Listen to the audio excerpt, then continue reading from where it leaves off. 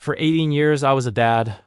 I went to every game, paid every bill, and loved a child with all my heart. Then, a DNA test proved he wasn't mine. Here is the story of how my world fell apart and how I rebuilt it from the ground up. My life as a father started when I met Sarah. Soon after, we had Alex. He was my world. Even when Sarah and I divorced when Alex was just 5, nothing changed my commitment to him. I was there every single week. I taught him how to ride a bike, helped him with his homework, and never once missed a child support payment. For the next 13 years, my life was a series of birthdays, soccer games, and school milestones.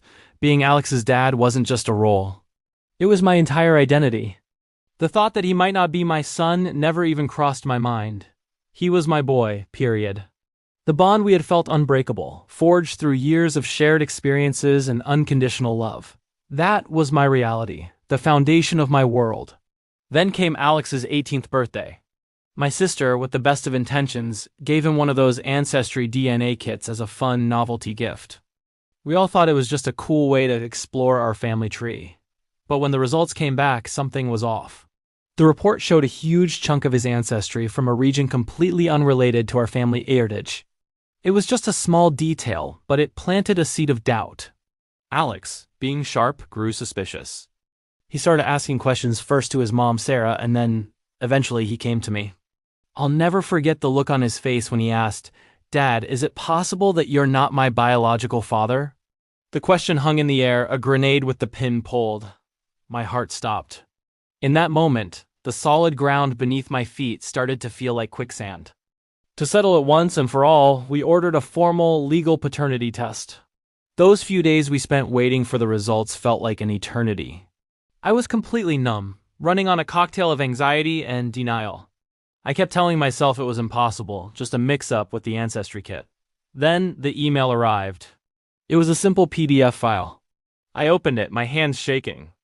My eyes scanned the page, searching for the answer I was desperate to see. And there it was, a single, brutal line. Probability of paternity, 0%. 0%. In an instant, the identity I had spent 18 years building was just gone. Erased. It felt like my whole life had been a lie. I wasn't just reading a test result. I was reading the obituary for the man I thought I was. The first thing I did was call Sarah. I had to know. Her confession was a gut punch. She admitted she'd always known there was a chance he wasn't mine. A chance. For 18 years, she let me believe he was my son, no questions asked. The betrayal was suffocating. To make matters worse, the legal system offered no immediate relief. Even with a 0% paternity result, the court required me to keep paying child support until a judge officially disestablished my paternity. I got a lawyer who laid out the grim reality. He said stopping future payments was possible, but recovering the nearly 2 decades of support I'd paid was next to impossible.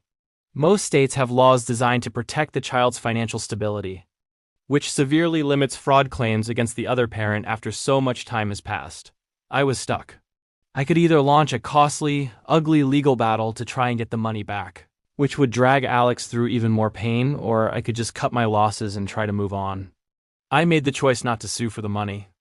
The emotional toll on me, and more importantly on Alex, just wasn't worth any financial gain. My focus shifted to ending the legal obligation and figuring out who I was now that I was Alex's dad. Our relationship was shattered. We went through periods of angry phone calls, long stretches of silence, and a shared grief that we didn't know how to navigate. It was messy and painful. But slowly, over time, something shifted. We moved from being father and son to something different.